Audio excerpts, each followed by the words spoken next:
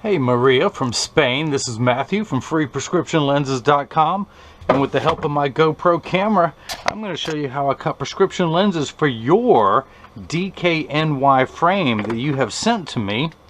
I do not offer this line, but that doesn't mean I can't cut prescription lenses for it. So the first thing I'm going to do is take out the original demo lenses, one of which says DKNY. Pop these out. Of course, you're going to get back all the original manufacturer's packaging. Of course, you sent them to me with the case, with the DKNY cloth, all of that. I'm going to save all of that, but for starters, I'm going to take your frame, put it into the tracing element of my edger, pull up the shape, hit the trace button, and the first thing that's going to happen is a stylus is going to pop up and it's going to trace the shape of your right lens before moving over and tracing the shape of the left. Here at freeprescriptionlenses.com, where everyone loves a bargain and no one is disappointed with quality. But since you didn't buy the frame for me, I gotta charge you $40 for your single vision prescription lenses, and the anti-glare coating that you upgraded to is an additional $40, so your total purchase is $80. I'm gonna take your frame out and set it here. Now these are your prescription lenses. I'm gonna go over to my trusty Marco 101 lensometer. Your right eye reads +50 -2 at 110. So I'm going to spin the axis wheel to 110. Let's turn it on. There we go. Let's make sure the power is zeroed out. We are good. So I'm going to turn it to +50, which is 2 steps of correction. I'm going to take your right lens, put it in until rotate until the sphere power comes in clearly. We'll find the optical center of your lens. Check your astigmatism correction, which is most of your prescription in your right eye, and all of the correction in your left. And now I'm going to put 3 dots on there. And the third one did not show up, so I'm going to take my pen and mark that, and this is the right lens. I'm going to do the same thing now for the left lens, which is plano, being 0 -150 at 75. So I'm going to spin the axis wheel to 75.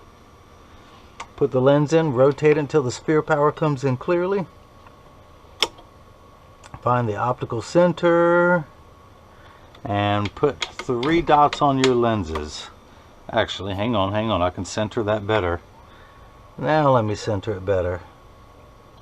There we go. Now we're cooking with gas. Is that third pin just not hitting?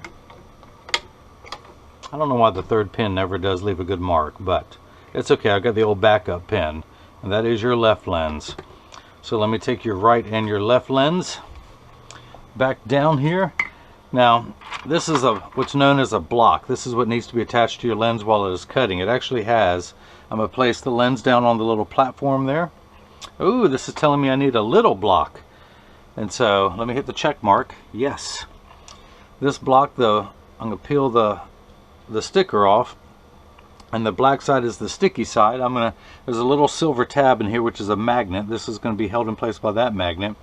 And the reason why I put the 3 dots on there, let's see if you can see this a little better. Where's my ink pen? Where's my big blob of a pen? It's around here somewhere. Here we go. So this shows up better on the computer. So I'm going to override the red with white. And now you see those dots very, very well. Let me rotate that platform just a little bit. So do the same thing for the left lens. Cover up the red with the white. Even though it doesn't look like much, that should show up better. Yeah, there we go.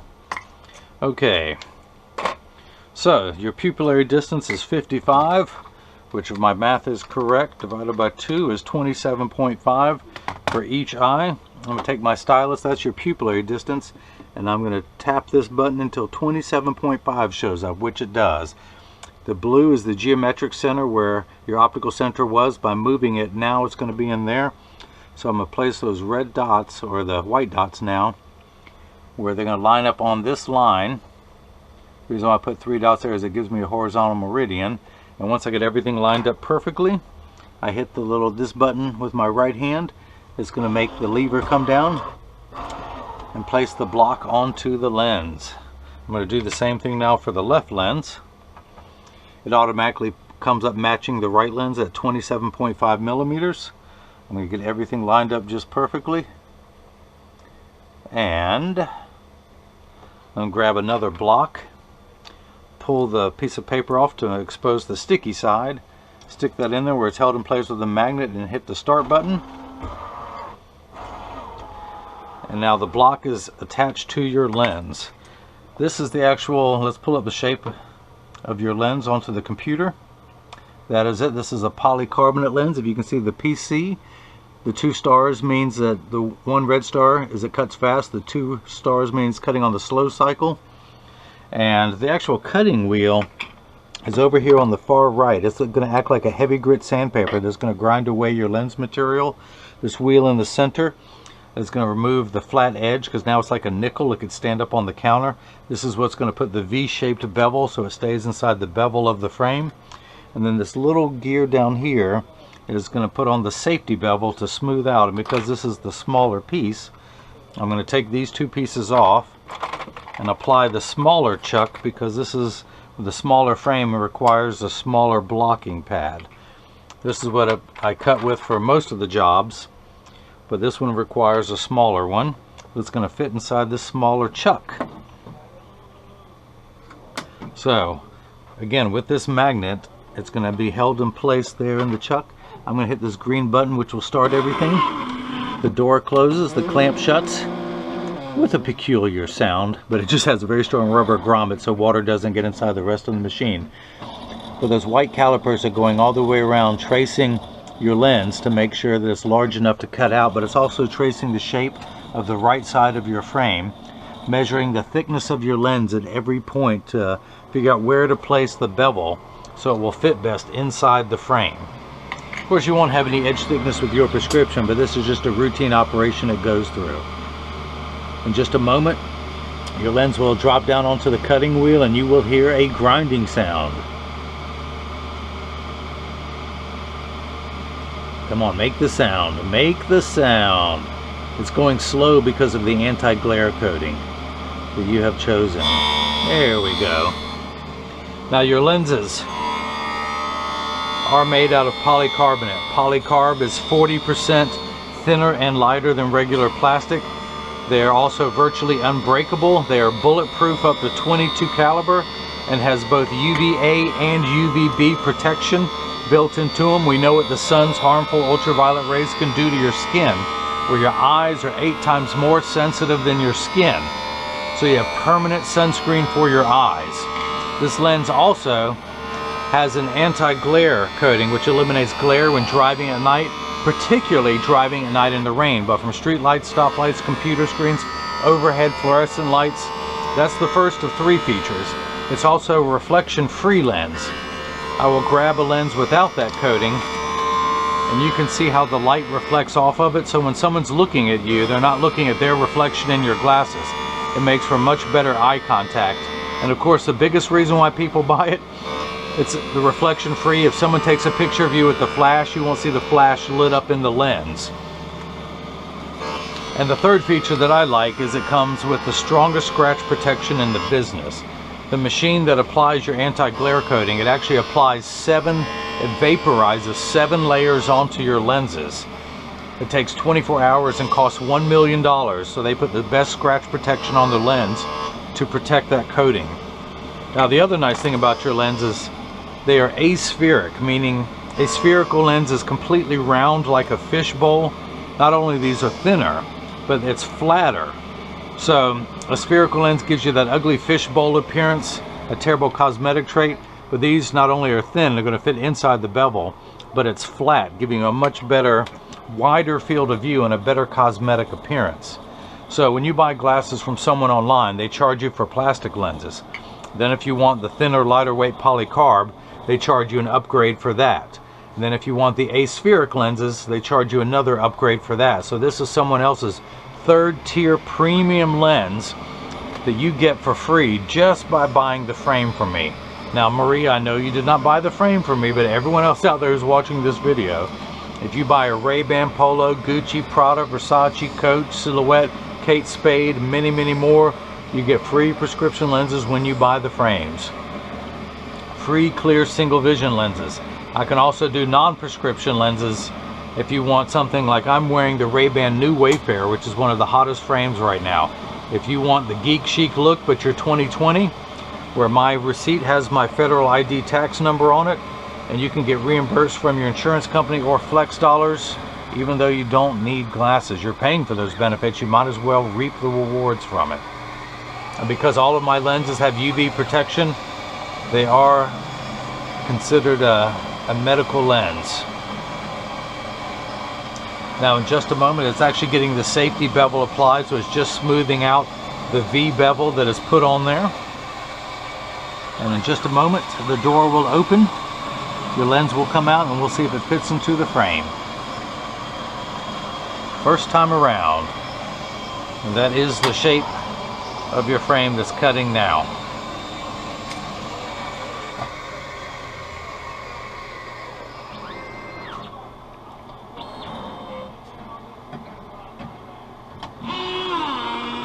So I'm going to hit this button, which will release the clamp.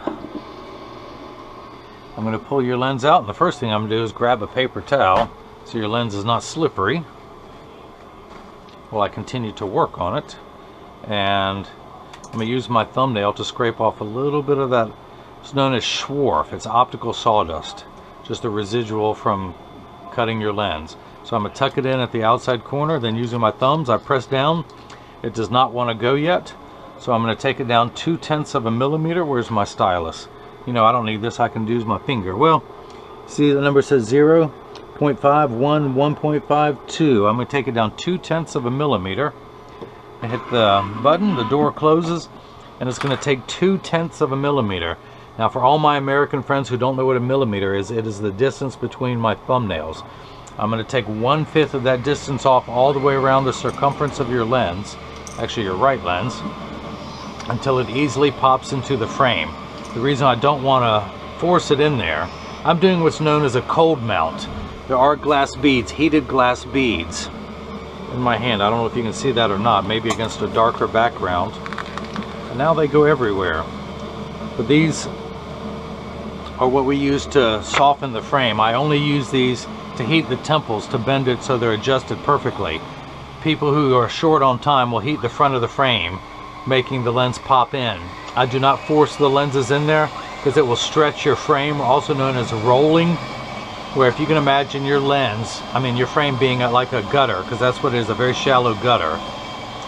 If the lens is too large, it forces your lens to roll outwards and give you a terrible cosmetic appearance on your frame and shorten the life of it.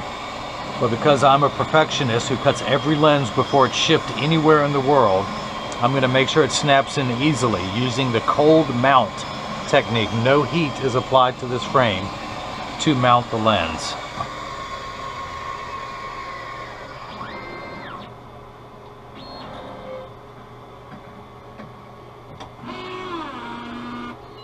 Open up the clamp one more time. It's held in place by the magnet. Free that. Draw your lens off. And now we're going to tuck it in again. I start with tucking in at the outside corner. Now using my thumbs, I press down. Now it snaps in easily, so I'm going to do the same thing for the left lens. I'm going to put it into the clamp, hit the button for L, which I believe technically stands for not right, and then hit the green start button. And just like before, the door closes, the clamp shuts.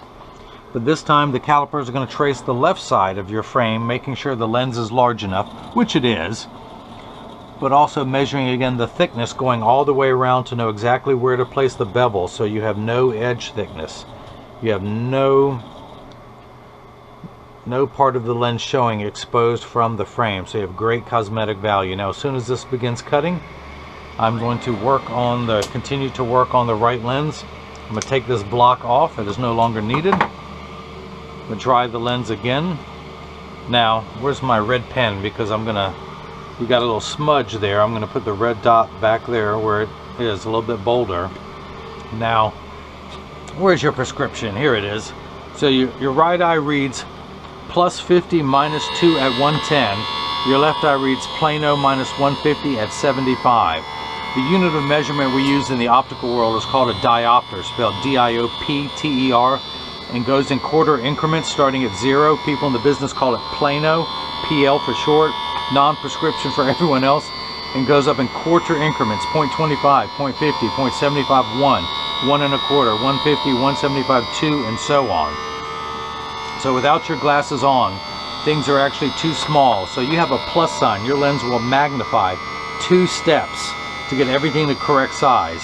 Now you have an additional 8 steps of astigmatism, and there is a stigma over the word astigmatism. It just means shape. It's like saying someone has straight hair, someone else has curly hair.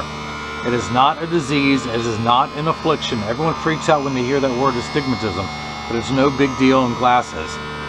So this first number makes everything the correct size. The second number is going to take away the fuzzy edges. That's why with astigmatism you squint, because 6s and 8s look alike, the letters P and F. Think of astigmatism as the fine-tune knob. We're going to turn that knob until those fuzzy edges go away. Now, a straight line is 0 to 180, technically 1 to 180, because 0 and 180 is the same number, with 90 in the center. We're going to turn that fine-tune knob past the 90th meridian to 110. For the left eye, you actually need no correction to get the correct size. It is all astigmatic, meaning you need 6 steps of astigmatism correction at the 75th meridian. So we're going to turn that knob almost to 90. We're going to stop at about 75. Now, the first 2 numbers are real values. This last number could be anywhere from 1 to 180. It really doesn't mean anything. It just tells us where to turn that knob so that everything is nice and crisp. So I'm going to turn that knob back to 110 on my Marco 101 lensometer, and you can see that through the magnifier, hopefully. And you can also see all the dust that's on top because I'm too busy to clean. But I'm going to turn the power drum, check your sphere power, and I'm getting plus 50. So exactly halfway between 0 and 1. We're at 2 steps now. You have 8 steps of astigmatism correction. And you remember high school algebra, that you add the 2 opposites together, or more realistically in today's terms, if you had 50 cents and someone borrowed $2 from you, you would be $1.50 in the hole. So we're at minus 150, exactly halfway between 1 and 2. So your right lens is cut perfectly. In just a moment, your left lens will finish, and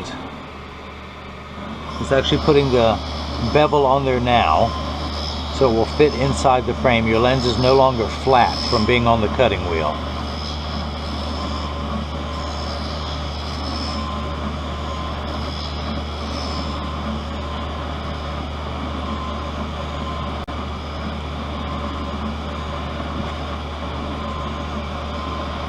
Round and round it goes. Now you've just seen water splash onto the lens. That's to wash away any optical sawdust. Now polycarbonate and high index, polycarbonate cuts dry where plastic and high index cut wet. So water is only sprayed for the last 20 seconds of the cutting cycle.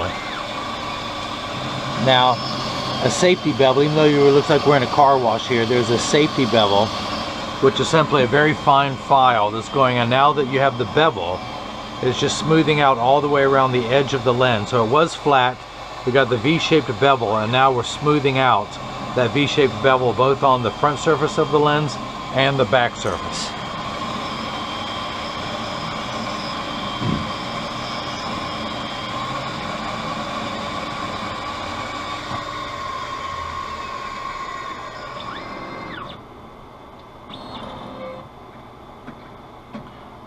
The door is going to open. I hit the button to open up the clamp. Pull the lens out of the chuck, or as I like to say, the Charles, because I don't know the machine well enough to call it Chuck. How about Charlie? I'll meet you halfway. So again, we're going to insert the left lens. We're going to tuck it in at this outside corner first. Then using my thumbs, I press down at the nose, and whoa, it does not want to pop in. So let's go old school. I could have the machine do it, but I'm going to manually take your lens down just a little bit by hand. This scares most people, because, well, most people don't even do their own lab work. But let's dry everything off. I just want to darken that red dot so I don't remove it while I'm working on it. But I'm going to go all the way around the circumference of your lens, removing just a little bit, going all the way around until it fits into the frame. Now this white substance you see me scraping off is called Schwarf. I'm just going to remove that. That is optical sawdust. I've literally melted away part of your lens. So I'm going to start again. I tuck it in at the outside corner, then using my thumbs I press down and it snaps in easily. Now let me go ahead and inspect the left lens. You have no prescription, plano, so we're going to be reading at 0. I do want to spin the axis wheel to 75 first, so hopefully you can see 75 through this magnifying lens. I'm going to put it in just above that red dot, and I'm getting 0 power. You have 6 steps of astigmatism correction, and again we're at -150. Hopefully you can see all this. Now your pupillary distance is 55. So I'm going to turn this card around. I'm going to place the 0 against my right or my left thumb on your right lens, and then when we hold it up to the left lens, we're getting 55 millimeters. So that is made correctly.